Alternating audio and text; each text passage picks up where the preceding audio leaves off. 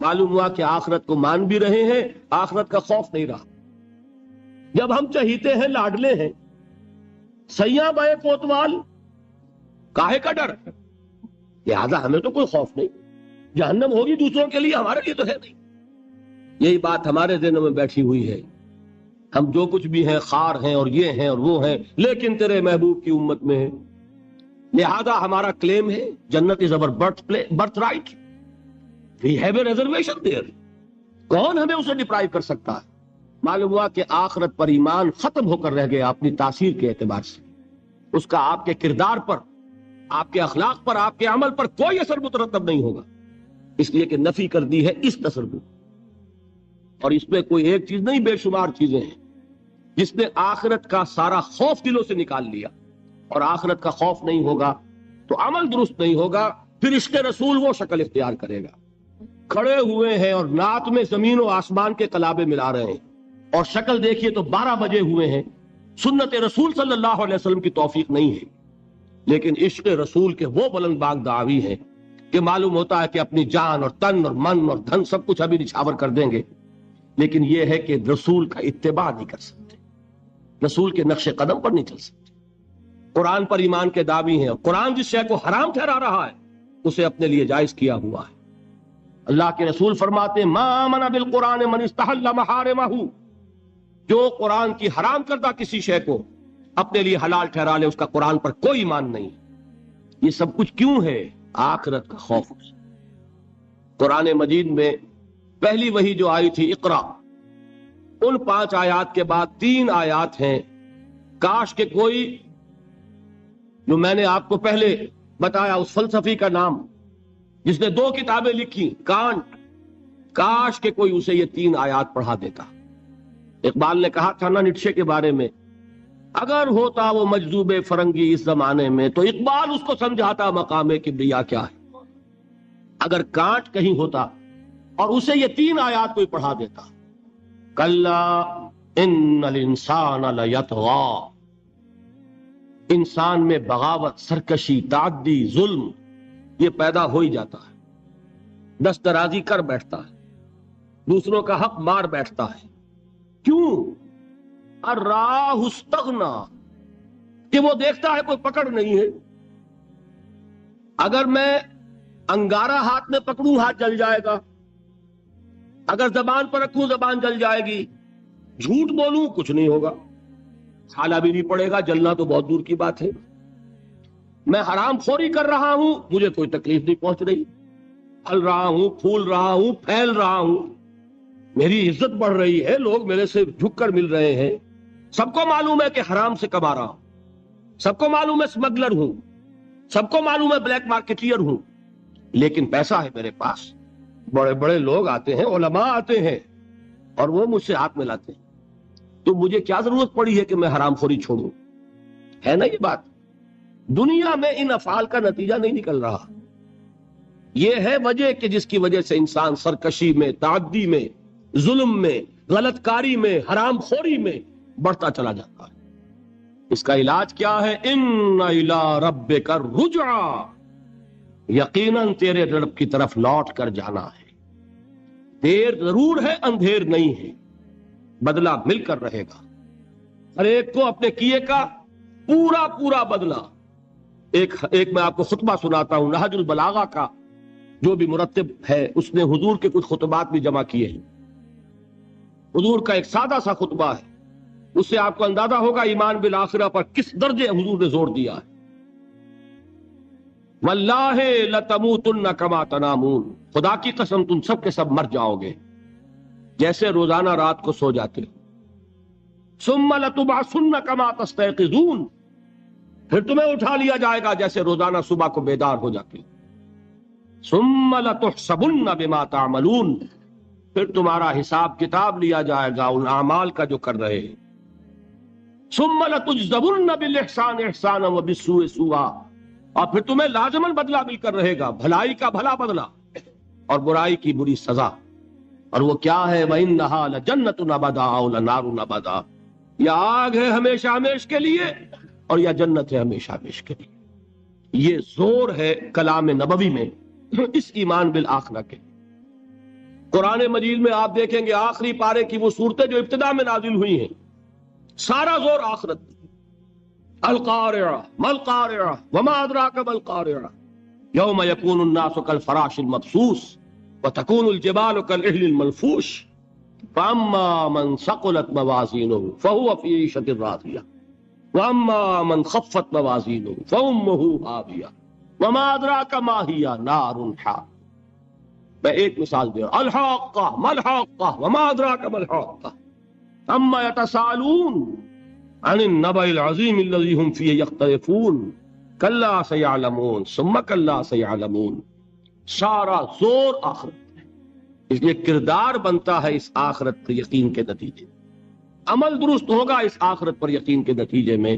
تو ایمانیات ثلاثہ کی ایک دوسرے کے ساتھ جو نسبت و تناسب ہے اہمیت کے اعتبار سے، اس کے لیے یہ الجبرے کے فارمولے کی طریقے سے یہ حقیقت ذہن نشین کر لیجئے، علمی، اصولی، نظری، علمی اعتبار سے اصل اہمیت ایمان باللہ کی، قانونی، فقہی، شرعی اعتبار سے اصل اہمیت ایمان بالرسالت کی، اخلاقی، عملی اعتبار سے اصل اہمیت ایمان بالآخرہ کی ہے۔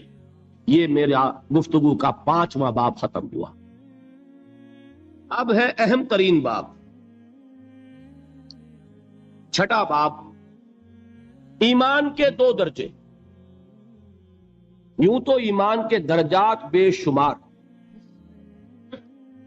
ایک ایمان میرا اور آپ کا، ایک ایمان ابو بکر اور علی کا رضی اللہ تعالی عنہما۔ کوئی نسبت و تناسب ہے؟ کتنے درجے ہوں گے؟ وہ درجات گنے نہیں جا سکتے، ناممکن۔ لیکن جان لیجئے کہ ان کو 2 بڑے بڑے حصوں میں ہم تقسیم کر دیں گے۔ ایک ایمان ہے قانونی ایمان، اسی کے لیے ایک اصطلاح ہے اسلام۔ ایک ایمان ہے حقیقی ایمان، جس کے لیے ایک دوسرا لفظ ہے یقین۔ ان 2 چیزوں کو علیحدہ علیحدہ سمجھ لیجیے۔ دیکھیے، تصدیق میں نے کہا تھا ایمان کے معنی تصدیق ایک ہے زبان سے، ہاں آپ صحیح کہہ رہے ہیں، آپ اللہ کے رسول ہیں، میں نے مان لیا جو خبر آپ دے رہے ہیں، میں نے قیامت کو مانا، بعث بعد الموت کو مانا، اللہ کو مانا، اس کے اسماء کو مانا، اس کی صفات کو مانا، میں گواہی دیتا ہوں اشہد ان لا الہ الا اللہ واشہد ان محمد رسول اللہ۔ یہ کیا ہے؟ اقرار باللسان۔ اس کا نتیجہ کیا نکلا؟ کوئی ہندو ہو، سکھ ہو، پارسی ہو، عیسائی ہو، بدھ مت کا ماننے والا ہو، پھر یہ چوڑا ہو، چمار ہو، کسے باشد، آج یہ جملہ زبان سے نکالے، وہ دفعتاً کیا ہو گیا؟ مسلمان۔ کوئی یہاں لمبا چوڑا سفر نہیں ہے، مسلمان ہونے کے لیے کوئی لمبے چوڑے ریچولز نہیں ہے، کوئی لمبی چوڑی رسومات کا سلسلہ نہیں ہے۔ جو شخص یہ کہہ دے اور اقرار باللسان، ہم اسے مسلمان مانتے، الا یہ نوٹ کر لیجئے، مغالطہ ہو جاتا ہے بعض لوگوں کو، الا یہ کہ بعد میں یہ معلوم ہو کہ وہ کوئی ایسی بات بھی مانتا ہے جو اسلام کی یا حضور کی دی ہوئی بنیادی تعلیمات کے خلاف۔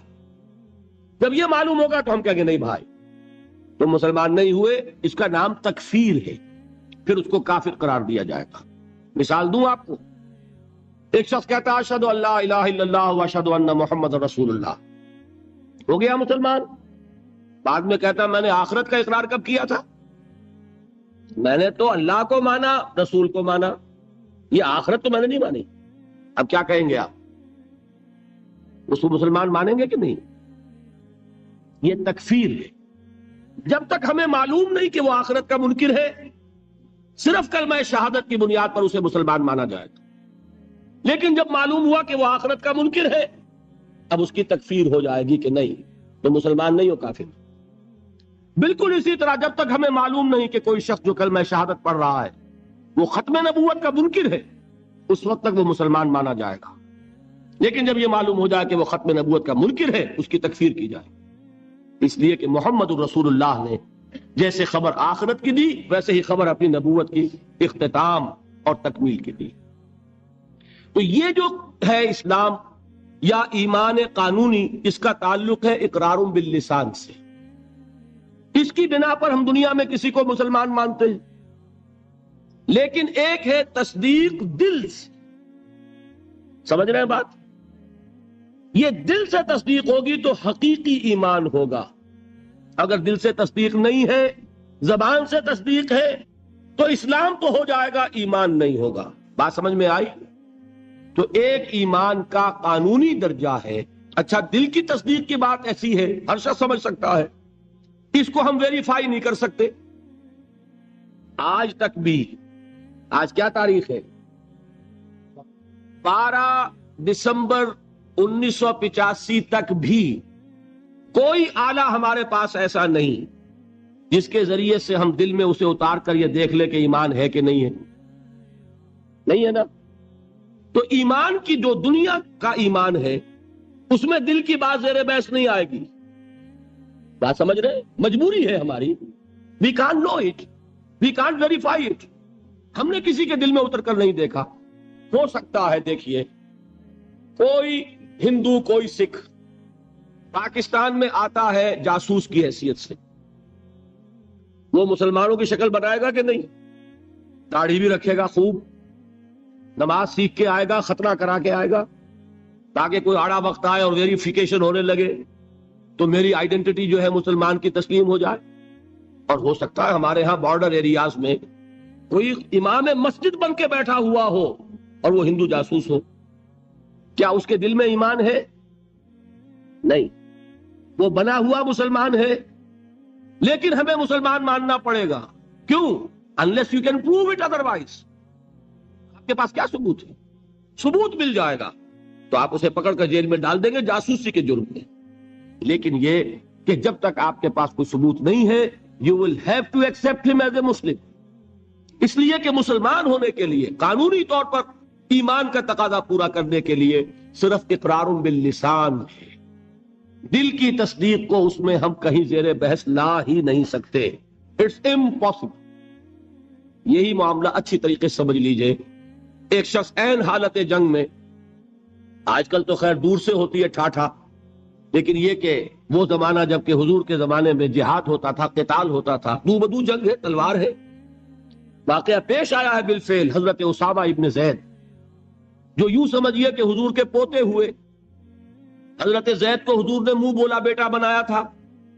وہ تو جب سورہ احزاب نازل ہوئی اور اللہ نے فرمایا کہ اسلام میں کوئی منہ بولا بیٹا نہیں ہے، لوگ انہیں کہا کرتے تھے زید ابن محمد. حضور نے ان کو متبنہ بنایا ہوا ہے. پھر ان کو کہا گیا زید ابن حارثہ. تو ان کے بیٹے ہیں حضرت اسامہ، اور حضور انتہائی محبت کرتے تھے. ان کا یہ واقعہ ہوا، ایک جنگ میں ایک کافر کے ساتھ مقابلہ ہوا. حضرت اسامہ نے جبکہ بالکل وہ زد میں آ گیا، تلوار ان کی اٹھی ہوئی تھی، اس نے فوراً کلمہ پڑھ دیا، اشہد ان لا الہ الا اللہ واشہد ان محمد رسول. اب ان کے لیے ایک پرابلم ہو گیا، تلوار چلے یا نہ چلے. انہوں نے یہی سمجھا کہ یہ صرف جان بچانے کے لیے ہیلا کر رہا ہے، بہانہ کر رہا ہے. تلوار نہیں روکی، گردن اڑا دی. لیکن دل میں ایک دغدغہ بھی رہا کہ یہ بات پتہ نہیں میں نے صحیح کی غلط کی. حضور کی خدمت میں خود پیش کیا معاملے کو. حضور نے فرمایا اسامہ، کلمہ شہادت کے ہوتے ہوئے تمہاری تلوار کیسے چلی؟ عرض کیا حضور اس نے صرف جان بچانے کے لیے کلمہ پڑھا. حضور نے اس کی نفی نہیں کی، لیکن یہ فرمایا کہ اسامہ قیامت کے دن کیا جواب دو گے جب کلمہ شہادت تمہارے خلاف استغاثہ لے کر آئے. اس کلمہ شہادت اور قانونی ایمان کی یہ اہمیت ہے. اور مثال سننی چاہتے ہیں؟ قصر خلافت کا محاصرہ کیا ہوا ہے. حضرت عثمان 50 دن تک محاصرہ ہوا، پانی کٹا ہوا ہے، کوئی رسد جانے نہیں دی جا رہی. حضرت عثمان کو معلوم ہے یہ باغی ہیں، معلوم ہے کہ یہ لوگ اسلام کی صرف انہوں نے ڈھال لی ہوئی ہے، یہی ہے جو فتنہ پیدا کر رہے ہیں. لیکن وہ ڈھال قانونی ایمان کی ڈھال ہے، کلمہ شہادت ادا کر رہے ہیں. کوئی جرم ابھی ثابت نہیں ہو سکا. ابھی تو انہوں نے قتل نہیں کیا حضرت عثمان کو، شہید نہیں کیا، تو کسی جرم کے وقوع میں آنے سے پہلے اس کی سزا کیسے دے؟ حضرت عثمان کا جو فیصلہ تھا، بعض لوگ ناسمجھ لوگ کم سمجھ لوگ، بلکہ میں سمجھتا ہوں کہ نیتوں میں فطور ہے جو یہ کہتے ہیں کہ حضرت عثمان نے یہ بڑا غلط کیا، بڑی کمزوری دکھائی، معاذ اللہ ثم معاذ اللہ۔ یہ وہی تو بات ہے، حضرت عثمان تلوار کیسے اٹھائیں جبکہ وہ کلمہ شہادت کی ڈھال رکھتے ہیں؟ کیا کہا تھا انہوں نے کہ میں ہرگز اپنی تلوار کو کسی کلمہ گو کے خون سے رنگین کرنے کے لیے تیار نہیں، یہ مجھے شہید کرنا چاہتے ہیں کر دیں، لیکن میں اپنی جان کے تحفظ میں کسی کلمہ گو کا خون نہیں بہاؤں گا، اس لیے کہ یہ کلمے کی ڈھال بہت بڑی ڈھال ہے، جس کو کہ حضرت اسامہ، حضور فرما رہے ہیں کہ اسامہ کیا جواب دو گے قیامت کے دن جب یہ کلمہ شہادت تمہارے خلاف استغاثہ لے کر آئے۔ یہ ہے اس قانون کی اہمیت۔ قانونی ایمان اس دنیا میں انتہائی اہمیت کا حامل ہے۔ حضور نے فرمایا کہ ایک مسلمان کی جان اور اس کی آبرو اللہ کی نگاہوں میں اتنی محترم ہے جتنا کعبہ۔ یہ تو آج ہمارا حال ہو چکا ہے کہ مسلمان کے خون سے خنجر آلودہ کر رہا ہے، مسلمان کی گردنیں کاٹ رہا ہے۔ ہمارے ہاں بڑی جنگوں کو چھوڑیے جو ہو رہی ہے اس وقت، آپ دیکھیں گے کہ ہمارے ہاں، ہمارے ممالک میں، خاص طور پر پاکستان میں، چند ٹکوں کے لیے انسانی جان لی جا رہی، چھوٹے چھوٹے جھگڑے، چند روپے کا جھگڑا ہے اور انسانی جان لے لی گئی، جس کو حضور نے فرمایا کہ اس کا احترام اللہ کی نگاہ میں بالکل اتنا ہے جتنا کعبے کا احترام۔ یہ ہے اس قانونی اسلام کی اہمیت۔ لیکن یہ جان لیجئے اس قانونی ایمان کا عمل دخل صرف اس دنیا تک ہے، آخرت میں سابقہ پیش آئے گا اس ہستی سے جو ہماری طرح لاچار نہیں ہے، وہ دلوں کے حال کو جانتی ہے، علیم بذات الصدور ہے، وہ جانتی ہے یعلم ما تسرون وما تعلنون، اللہ تو جانتا ہے جو کوئی تم ظاہر کرتے ہو اور جو کوئی تم چھپاتے ہو، واللہ علیم بذات الصدور، وہ تمہارے سینوں کی کیفیت کو جانتا ہے۔ لہذا یہ قانونی ایمان کیا مانی؟ اگر صرف اقرار باللسان ہے اور تصدیق بالقلب نہیں ہے، یہ ایمان دنیا میں معتبر ہوگا، دنیا میں ایک مسلمان کی حیثیت سے تسلیم کرا لے گا، اس کو تمام لیگل رائٹس، تمام constitutional rights of a Muslim in an Islamic state, تمام legal and moral rights of a Muslim in an Islamic society, he will be entitled to everything، ہر حق اسے حاصل ہے، لیکن آخرت میں معاملہ ہوگا اس ایمان حقیقی کی بنیاد پر جو قلبی تصدیق کے ساتھ، تصدیق ہے تو مومن قرار پائے گا، تصدیق قلبی نہیں ہے تو مومن نہیں قرار پائے۔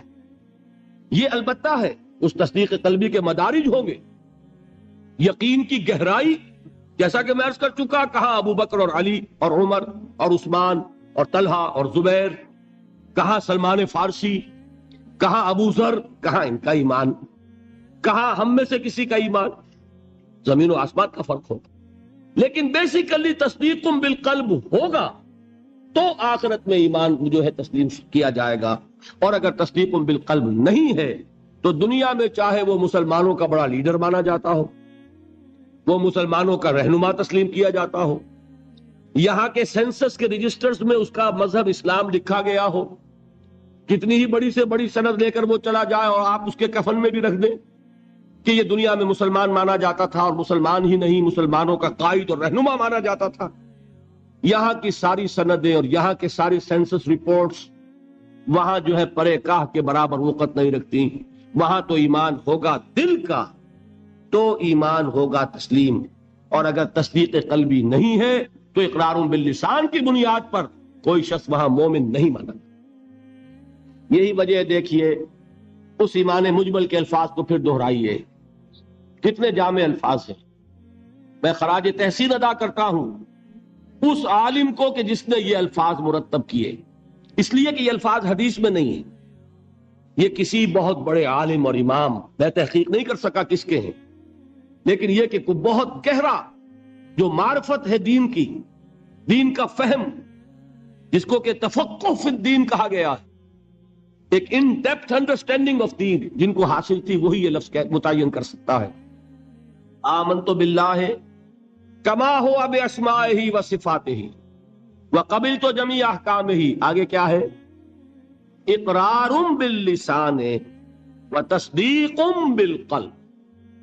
میں زبان سے اقرار کر رہا ہوں، دل سے تصدیق کر رہا ہوں. دونوں چیزیں ہیں تو قانونی ایمان بھی مہیا ہو گیا، حقیقی ایمان بھی مہیا ہو گیا. اور اگر یہ دونوں چیزیں نہیں ہیں، صرف اقرار باللسان ہے، تو وہ دنیا میں مسلمان سمجھا جائے گا. اگر تصدیق قلبی نہیں ہے، آخرت میں وہ مومن شمار نہیں ہوگا. اچھا، ایک اور شکل بھی ہو سکتی ہے.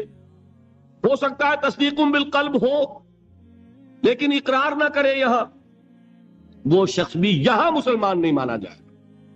وہاں کا معاملہ اللہ کے حوالے ہے، وہ انڈیویجول کیس ہے، اللہ تعالیٰ جیسے چاہے اس سے معاملہ کرے. لیکن یہاں مسلمان اور مومن منوائے جانے کے لیے اقرار باللسان لازمی ہے. کسی شخص کو لاکھ یقین ہو، ابو جہل نے بھی اقرار کیا تھا جب اس سے سوال کیا گیا کہ کیا تمہارا یہ خیال ہے کہ محمد جھوٹ کہہ رہے ہیں صلی اللہ علیہ وسلم؟ تم نے کہا نہیں، محمد نے کبھی جھوٹ نہیں بولا. پھر سوال کیا گیا پھر ان کی بات کیوں نہیں مانتے؟ اس نے صاف اقرار کیا. میں یہ کہا کرتا ہوں give the devil his due.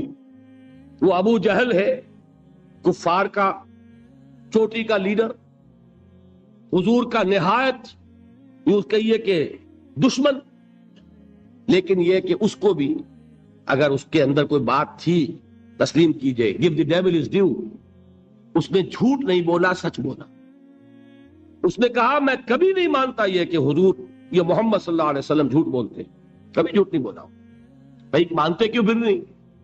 کہنے لگا کہ ہمارے اور ان کے درمیان ایک مسابقت اور مقابلہ چل رہا تھا. یہ قبائل کے اندر آپ کو معلوم ہے مقابلہ ہوتا ہے ایک دوسرے سے آگے بڑھنے کا. کہیں گھوڑا آگے بڑھانے پہ جھگڑا اور کہیں پانی پینے پلانے پہ جھگڑا. تو قریش ایک قبیلہ ہے، قریش کے گھرانے ہیں یہ، بنو ہاشم، بنو امیہ، بنو عدی، بنو تیم، بنو فلاں. تو اس نے کہا کہ ہمارے اور بنو ہاشم کے درمیان ایک مقابلہ تھا، مسابقت تھی. ہم کندھے سے کندھا لگائے آ رہے ہیں آج تک، ہم نے آگے نہیں نکلنے دیا بنو ہاشم کو. انہوں نے سخاوتیں کی، ہم نے ان سے بڑھ کر کی. انہوں نے لوگوں کو کھانے کھلائے، ہم نے بڑے دسترخوان بچھا دیے. ابھی تک تو ہم کندھے سے کندھا ملائے آ رہے ہیں. اگر ان کی نبوت مان لیں تو ہم قیامت تک کے لیے نیچے ہو جائیں گے، اور یہ مجھے گوارا نہیں. اور مثال چاہیے؟ قرآن کتنی مرتبہ کہتا ہے کہ یہود کے علماء حضور کو اس طرح پہچانتے تھے جیسے اپنے بیٹوں کو پہچانتے. یعرفونہ کما یعرفون ابناہم. ایک شخص لاکھوں میں بھی اپنے بیٹے کے پہچان میں غلطی نہیں کرے. وہ مثال دی ہے اللہ تعالیٰ نے. ایسے پہچانتے ہیں محمد کو جیسے اپنے بیٹوں کو پہچانتے ہیں، لیکن ایمان نہیں لائے. ایک استثناء، حضرت عبداللہ ابن سلام رضی اللہ تعالی عنہ علماء یہود میں سے جو ایمان لائے، باقی کوئی ایمان نہیں لایا. کیوں؟ کہ آج تک تو ہماری سرداری ہے، ہماری چودراہٹ ہے، لوگ ہم سے فتوے مانگتے ہیں، لوگ ہم سے آ کر پوچھتے ہیں، ہمارے ہاتھ چومتے ہیں. اگر ہم محمد کو مان لیں، ہماری سیادت، ہماری قیادت، ہماری چودراہٹ، ہماری مسند نشینی، یہ سب کی سب ختم ہو جائے گی، اور یہ ہمیں گوارا نہیں. یہ ہے اصل سبب. تو اقرار باللسان لازم، اور دنیا میں اسی پر دار و مدار ہے کسی کے مسلمان مانے جانے کا. لیکن تصدیق بالقلب لازم، اور آخرت میں کسی کے مومن مانے جانے کا کلیتاً دار و مدار تصدیق بالقلب. یہ دونوں باتیں علیحدہ علیحدہ. اصل میں ہمارے ہاں ایسا ہوا ہے کہ ان چیزوں میں صحیح طور پر علیحدہ علیحدہ نہ سمجھنے کی وجہ سے بڑی کنٹروورسیز ہو گئی ہیں، بڑے مغالطے، بڑے مباحثے، بڑے مناظرے، علم کلام کی بڑی بحثیں، ایمان کی حقیقت، ایمان اور عمل کا تعلق، ان چیزوں میں سارے اختلافات ریزالو ہو جاتے ہیں اگر یہ بنیادی بات آپ کو معلوم ہو. دیکھیے، ایک انتہا پر نکل گئے خوارج. خوارج نے کیا کیا؟ عمل کی بنیاد پر تکفیر. جس نے گناہ کبیرہ کیا کافر ہو گیا، کافر ہے تو مرتد ہے، مرتد ہے تو واجب القتل ہے. یہ ان کی بہت بڑی ٹھوکر تھی. اس دنیا میں مسلمان مانے جانے کا سارا دار و مدار صرف اقرار پر ہے. نماز نہ پڑھو کافر نہیں ہوگے، نماز کا انکار کرو گے کافر ہو جاؤ. روزہ نہ رکھو فاسق اور فاجر شمار ہوگے، روزے کا انکار کر دو کافر ہو جاؤ، زکوٰۃ نہیں دیتے ہو کوتاہی ہے، عملی کوتاہی ہے، گناہ ہے، اللہ کے ہاں سزا پاؤ گے، کافر نہیں ہوگے، زکوٰۃ کا انکار کر دو گے کافر ہو جاؤ۔ اسی طریقے سے کوئی شخص شراب پیتا ہے فاسق ہے، فاجر ہے، کافر نہیں ہے، اگر یہ کہتے شراب حرام نہیں ہے کفر ہو جائے، قرآن کی نفی ہو گئی، کفر ہے۔ کوئی شخص بدکاری کر بیٹھا ہے، کافر نہیں ہوا، گناہگار ہوا، اگر اس کے خلاف سزا، اگر مقدمہ ثابت ہو جاتا ہے سنسار کر دیجئے، حضور نے سنسار کیا، مرد کو بھی کیا عورت کو بھی کیا، لیکن یہ کہ انہیں کافر نہیں کہا، بلکہ جنہیں سنسار کیا گیا تھا ان کے خلاف کسی نے اگر یہ جملہ بھی کہہ دیا کہ کتنا بے حیا مرد تھا یا کتنی بے حیا عورت تھی، تو حضور نے ڈانٹا، اس نے وہ توبہ کی ہے کہ اگر تمام مدینے والوں پر تقسیم کر دی جائے تو سب کی نجات کے لیے کافی ہو جائے۔ حالانکہ مدینے میں منافقین بھی بھرے ہوئے تھے، حضور نے فرمایا اتنی بڑی توبہ کی اس اللہ کی بندی نے، خطا ہو گئی، جذبات کے رو میں آ کر کوئی کیا نہیں کر بیٹھتا، لیکن آپ ذرا غور کیجئے، اس اللہ کی بندی کا تصور کیجئے جو خود چل کر آتی ہے، حضور مجھ سے وہ خطا ہو گئی ہے جس کی سزا رجم ہے، آپ مجھے پاک کر دیجئے، میں اللہ کے ہاں نہیں جانا چاہتی، مجھے آپ کو سزا دے کر اس دنیا میں پاک کر۔ حضور نے اپنا رخ پھیر لیا، وہ پھر آئی، حضور نے پوچھا دماغ خراب تو نہیں ہے؟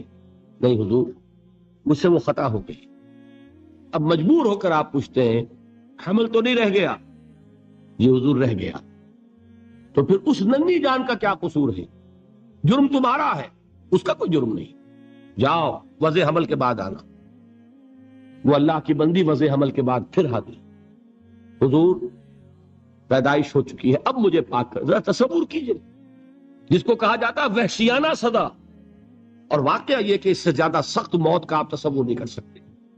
یہ کوئی الیکٹرک چیئر والی موت نہیں ہے کہ ایک کرنٹ گیا اور ختم ہوئے، یہ پھانسی کی موت نہیں ہے کہ ایک جھٹکا اس کے بعد انسان کو کچھ پتا نہیں۔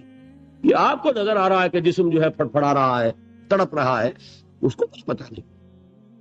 یہ موت کے پتھراؤ ہو رہا ہو اور ایک ایک پتھر جو ہے جسم کے اندر گھاؤ ڈال رہا ہو اور خون کے فوارے چھوٹ رہے ہوں اور جان اس طرح نکل رہی ہو، لیکن وہ اللہ کی بندی خود پیش کر رہی ہے اپنے آپ، وضع حمل کے بعد حاضر۔